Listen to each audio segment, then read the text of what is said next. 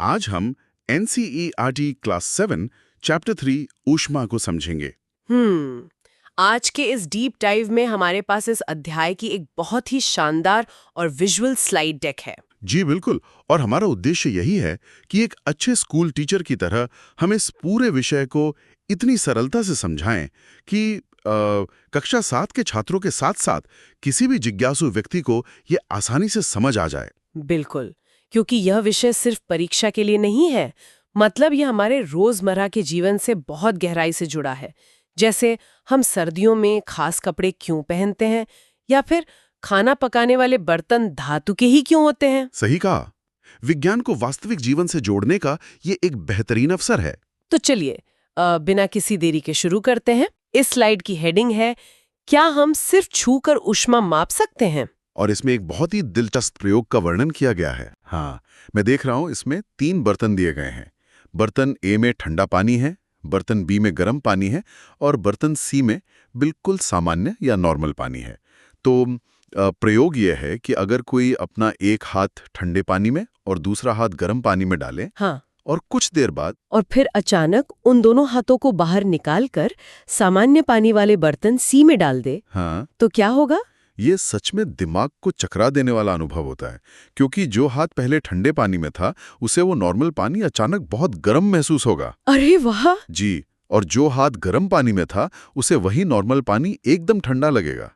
मतलब पानी एक ही है, बर्तन एक ही है, लेकिन शरीर के 2 अलग-अलग हिस्से एकदम उल्टी जानकारी दे रहे हैं। मतलब ये तो सीधा सीधा स्पर्श का धोखा हो गया। हमारी जो स्पर्श इंद्रिय है या सेंस ऑफ टच है, वो हमें धोखा दे सकती है। एकदम सही निष्कर्ष निकाला। दोनों हाथों को एक ही पानी का तापमान अलग अलग महसूस होता है। इसीलिए विज्ञान में हम केवल छूकर ऊष्मा पर भरोसा नहीं कर सकते। गर्मी मापने के लिए हमें एक सटीक उपकरण की आवश्यकता होती है। और तापमान और थर्मामीटर, इसमें लिखा है कि किसी वस्तु की गर्मी या ठंडक की विश्वसनीय माप को तापमान या टेम्परेचर कहते हैं। बिल्कुल, और इस तापमान को मापने वाले यंत्र को थर्मोमीटर कहा जाता है। स्लाइड में यह भी स्पष्ट किया गया है कि भारत में तापमान मापने के लिए मुख्य रूप से सेल्सियस स्केल का उपयोग होता है, जिसे हम डिग्री सेल्सियस में लिखते हैं। हाँ, मैंने देखा है बुखार नापने के लिए हम इसका रोज इस्तेमाल करते हैं। तो अब हम आगे बढ़ते हैं और 2 अलग-अलग थर्मामीटर की कहानी समझते हैं। स्लाइड 4 की हेडिंग है डॉक्टरी थर्मामीटर। जी, जिसे क्लिनिकल थर्मामीटर भी कहते हैं। हाँ, स्लाइड के अनुसार इसका उपयोग केवल मानव शरीर का तापमान मापने के लिए होता है। इसकी जो रेंज है वो 35 डिग्री सेल्सियस से 42 डिग्री सेल्सियस तक होती है, और एक स्वस्थ मनुष्य का सामान्य तापमान 37 डिग्री सेल्सियस होता है। बिल्कुल, ये छोटी रेंज इसलिए होती है क्योंकि इंसानी शरीर का तापमान कभी 35 से नीचे और 42 से ऊपर नहीं जाता। समझ गया। लेकिन स्लाइड में एक किंक का जिक्र है। ये किंक क्या है? क्या ये किसी वीडियो प्लेयर के पॉज बटन की तरह काम करता है? हाँ बिल्कुल, एक पॉज बटन की तरह। किंक दरअसल पारे या मर्क्यूरी की नली में एक छोटा सा मोड़ होता है। जब थर्मोमीटर को मुंह से बाहर निकाला जाता है तो बाहर की हवा ठंडी होती है। अगर ये किंक न हो तो पारा तुरंत नीचे गिर जाएगा। तो रीडिंग गलत हो जाएगी। एकदम सही। इसलिए किंक पारे को अपने आप नीचे गिरने से रोकता है, ताकि थर्मोमीटर को शरीर से बाहर निकालने के बाद भी रीडिंग आराम से और सही से पढ़ी जा सके। क्या बात है। अब स्लाइड 5 पर आते हैं। स्लाइड 5 की हेडिंग है प्रयोगशाला थर्मामीटर। इसमें लिखा है कि इसका उपयोग पानी, रसायन आदि का तापमान मापने के लिए होता है, और इसकी रेंज -10 डिग्री सेल्सियस से 110 डिग्री सेल्सियस तक होती है। हाँ, ये रेंज बहुत बड़ी है, लेकिन परीक्षा के दृष्टिकोण से यहाँ एक बहुत बड़ी सावधानी रखनी होती है। वो क्या है? इस थर्मामीटर में वो किंक या पॉज बटन नहीं होता। अच्छा, तो फिर रीडिंग कैसे लेते हैं? इसीलिए इसे हमेशा सीधा या अपराइट रखा जाता है। और सबसे महत्वपूर्ण बात यह है कि इसकी रीडिंग तभी ली जाती है जब वो तरल के अंदर ही हो। जैसे अगर उबलते पानी का तापमान मापना है तो थर्मामीटर पानी के अंदर ही होना चाहिए। मतलब बाहर निकालते ही पारा गिर जाएगा? बिल्कुल, बाहर निकालते ही पारा तुरंत गिरने लगता है। तो अब अगर हम स्लाइड 6 देखें तो इसकी हेडिंग है अंतर स्पष्ट करें। इसमें इन दोनों थर्मामीटर्स के बीच का अंतर एक टेबल के रूप में दिया गया है। जी, ये तुलना बहुत महत्वपूर्ण है। डॉक्टरी थर्मामीटर इंसानों के लिए है, छोटी रेंज का है, उसमें किंक होता है और बाहर निकाल कर पढ़ा जा सकता है। और प्रयोगशाला थर्मामीटर पानी या रसायनों के लिए है, बड़ी रेंज का है, किंक नहीं होता और चीज के अंदर एकदम सीधा रखकर ही पढ़ना पड़ता है। एकदम परफेक्ट समरी। तो ऊष्मा को नापना तो हमने सीख लिया। अब सेक्शन 3 पर चलते हैं, ऊष्मा का सफर। स्लाइड 7 की हेडिंग है ऊष्मा का स्थानांतरण। इसका मूल नियम है कि ऊष्मा हमेशा गर्म वस्तु से ठंडी वस्तु की ओर बहती है। जी, इसका सबसे आसान उदाहरण है गरम चाय के कप का धीरे धीरे ठंडा हो जाना। क्योंकि चाय गरम है और कमरे की हवा ठंडी, तो ऊष्मा चाय से हवा में चली जाती है। और स्लाइड के अनुसार इसके स्थानांतरण के 3 मुख्य तरीके हैं: चालन, संवहन और विकिरण। तो एक एक करके इन्हें समझते हैं। स्लाइड 8 की हेडिंग है चालन, जिसे कंडक्शन कहते हैं, या ठोस पदार्थों में ऊष्मा के बहाव के बारे में। यहाँ एक फ्राइंग पैन का चित्र भी है। हाँ, फ्राइंग पैन का उदाहरण बहुत सटीक है। चालन में ठोस पदार्थों के कण अपनी जगह से नहीं हिलते, बस गर्मी को आगे पास करते हैं। स्लाइड में 2 बहुत जरूरी शब्द हैं, चालक और कुचालक। हाँ, कंडक्टर और इंसुलेटर। जी, जो पदार्थ आसानी से ऊष्मा को अपने अंदर से जाने देते हैं वो चालक होते हैं, जैसे लोहा या तांबा। इसीलिए बर्तन धातु के बनाए जाते हैं ताकि खाना जल्दी पके। लेकिन बर्तन का हैंडल तो प्लास्टिक या लकड़ी का होता है। बिल्कुल, क्योंकि प्लास्टिक और लकड़ी कुचालक हैं, वो ऊष्मा को रोक देते हैं। इसीलिए बर्तन गर्म होने पर भी हमारा हाथ नहीं जलता। समझ गया। अब स्लाइड 9 पर आते हैं। हेडिंग है संवहन या कन्वेक्शन। इसमें द्रव और गैस यानी तरल पदार्थों में ऊष्मा के बहाव की बात की गई है। तरल पदार्थों में चालन काम नहीं करता। वहां पानी या हवा के कण खुद गर्मी लेकर चलते हैं। जब हम पानी गर्म करते हैं तो बर्तन के नीचे का पानी गर्म होकर हल्का हो जाता है। और हल्का होने पर वो ऊपर उठता है। एकदम सही। गर्म पानी ऊपर उठता है और उसकी जगह लेने के लिए ऊपर का ठंडा पानी नीचे आ जाता है। फिर वो भी गर्म होकर ऊपर उठता है। ये एक निरंतर चलने वाला गोल चक्र बन जाता है, जिसे संवहन कहते हैं। ये तो पानी की बात हो गई। इसी से जुड़ी हमारी स्लाइड 10 है, जिसकी हेडिंग है समुद्री समीर और थल समीर।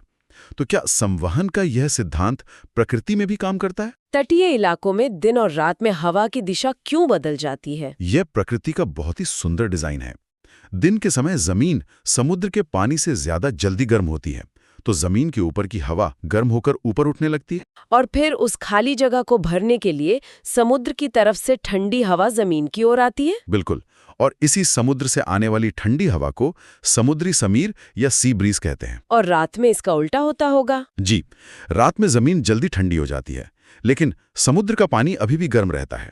तो अब समुद्र के ऊपर की हवा गर्म होकर उठती है और जमीन से ठंडी हवा समुद्र की तरफ बहती है, जिसे हम थल समीर या लैंड ब्रीज कहते हैं। मतलब पूरी तरह से हवा के गर्म होकर ऊपर उठने का खेल है। बिल्कुल, ये एक बहुत विशाल प्राकृतिक संवहन का उदाहरण है। लेकिन यहां मेरे मन में एक सवाल आ रहा है, और यही हमारी स्लाइड 11 भी है, विकिरण या रेडिएशन। सूरज और पृथ्वी के बीच तो खाली अंतरिक्ष है, वहां तो कोई हवा भी नहीं है। फिर सूरज की गर्मी हम तक कैसे पहुंचती है? ये बहुत ही लाजवाब सवाल है, और इसका जवाब है विकिरण। ऊष्मा स्थानांतरण का यह वह तरीका है जिसके लिए किसी भी माध्यम की आवश्यकता नहीं होती, न ठोस, न द्रव, न गैस। मतलब ये सीधे अंतरिक्ष के खालीपन से होकर आ जाती है? हाँ, विकिरण तरंगों के रूप में चलता है। कमरे में रखे रूम हीटर से जो सीधी गर्मी हमारे चेहरे पर लगती है, वो भी विकिरण का ही उदाहरण है। हाँ, कमाल है। अब हम इस अध्याय के बहुत ही व्यावहारिक हिस्से पर पहुंच गए हैं। स्लाइड 12 की हेडिंग है ऊष्मा और हमारे कपड़े, रंगों का प्रभाव। जी, रंगों का अपना एक विज्ञान है। गहरे रंग ऊष्मा को बहुत अच्छे से सोखते हैं, यानी अब्जॉर्ब करते हैं। इसीलिए हम सर्दियों में काले या गहरे रंग के कपड़े पहनते हैं, ताकि हमें ज्यादा गर्माहट मिले। बिल्कुल। और हल्के रंग इसके एकदम विपरीत काम करते हैं। वो ऊष्मा को परावर्तित कर देते हैं, यानी रिफ्लेक्ट कर देते हैं। तो गर्मियों में सफेद या हल्के रंग के कपड़े पहनने से सूरज की गर्मी टकराकर वापस लौट जाती है और हमें ठंडक महसूस होती है। एकदम सही पकड़ा। अब स्लाइड 13 देखते हैं। इसकी हेडिंग है ऊनी कपड़े हमें गर्म कैसे रखते हैं। आइए, तो हम सब सर्दियों में इस्तेमाल करते हैं, लेकिन एक पतला सा ऊनी स्वेटर हमें कड़कड़ाती ठंड से कैसे बचा लेता है? यहाँ बहुत से लोगों को एक गलतफहमी होती है कि ऊन हमें गर्मी देता है। असल में ऊन ऊष्मा का कुचालक है। कुचालक मतलब वो तो बस गर्मी को रोकता है। जी हाँ, लेकिन असली जादू ऊन के रेशों के बीच फंसी हुई हवा का है। ऊन के धागों के बीच जो हवा ट्रैप हो जाती है वो हवा ऊष्मा की बहुत अच्छी कुचालक होती है। मतलब वो फंसी हुई हवा एक दीवार का काम करती है। अपनी ही शरीर की गर्मी से गर्म रहते हैं। क्या बात है, ये फंसी हुई हवा का कॉन्सेप्ट तो बहुत ही मजेदार है। अब हम अपने अंतिम सेक्शन पर आ गए हैं, सारांश और शब्दावली। स्लाइड 14 की हेडिंग है क्विक रिवीजन माइंड मैप। इस स्लाइड में पूरे अध्याय का एक फ्लो चार्ट है। हाँ, इसमें साफ दिख रहा है कि कैसे ऊष्मा के तहत सबसे पहले मापन आता है, जहां हमने तापमान और थर्मामीटर देखे। फिर स्थानांतरण आता है, जहां हमने चालन, संवहन और विकिरण को समझा। और अंत में उसका उपयोग, यानी हमारे कपड़े और रंग आपस में जुड़े हुए हैं। ये माइंड मैप पूरे विषय को दिमाग में सेट करने के लिए बहुत बढ़िया है। और अब हमारी आखिरी स्लाइड, स्लाइड 15। हेडिंग है मुख्य पारिभाषिक शब्दावली। क्या आप परीक्षा के लिए इन की टर्म्स का जल्दी से संक्षेप में दोहराव कर सकती हैं? बिल्कुल। सबसे पहला है तापमान, जो किसी वस्तु की गर्मी या ठंडक की माप है। दूसरा चालक, जो ऊष्मा को आसानी से गुजरने दे, जैसे लोहा। तीसरा कुचालक, जो ऊष्मा को रोक दे, जैसे प्लास्टिक या ऊन। चौथा संवहन, तरल और गैसों में ऊष्मा का बहाव, जहां कण खुद ऊपर उठते हैं। और पांचवा विकिरण, जहां ऊष्मा को सफर करने के लिए किसी माध्यम की जरूरत नहीं होती, जैसे सूरज की धूप। बहुत ही शानदार। तो आज विज्ञान की इस डीप डाइव क्लास ने ये साबित कर दिया है कि ऊष्मा का सिद्धांत सिर्फ किताबों के पन्नों में कैद नहीं है। यह हमारी रसोई के बर्तनों से लेकर समुद्र के किनारों पर चलने वाली हवाओं और हमारे पहनने वाले कपड़ों तक हर जगह फैला हुआ है। जी, और इस चर्चा को खत्म करने से पहले मैं एक बहुत ही रोचक विचार छोड़ना चाहूंगी। बिल्कुल, बताइए। आज हमने जाना कि ऊनी कपड़ों के बीच फंसी हवा हमें गर्म रखती है। तो सोचिए, क्या यही कारण है कि ठंडे प्रदेशों में रहने वाले पक्षी या जानवर जब कड़ाके की ठंड पड़ती है तो वो अपने बालों या पंखों को फुलाकर बैठ जाते हैं? अरे हाँ, मैंने कई पक्षियों को सर्दियों में से गोल मटोल बैठे देखा है। बिल्कुल, प्रकृति ने उन्हें बिना स्वेटर के ही यह विज्ञान सिखा दिया है। वो अपने पंख फुलाकर उनके बीच हवा को फंसा लेते हैं, जो उनके शरीर की गर्मी को बाहर जाने से रोकती है। ये सच में एक बहुत ही अद्भुत बात है। जब हम इन छोटी छोटी चीजों पर गहराई से सोचते हैं तो विज्ञान और भी ज्यादा रोचक लगने लगता है। तो इसी खूबसूरत और सोचने पर मजबूर कर देने वाले विचार के साथ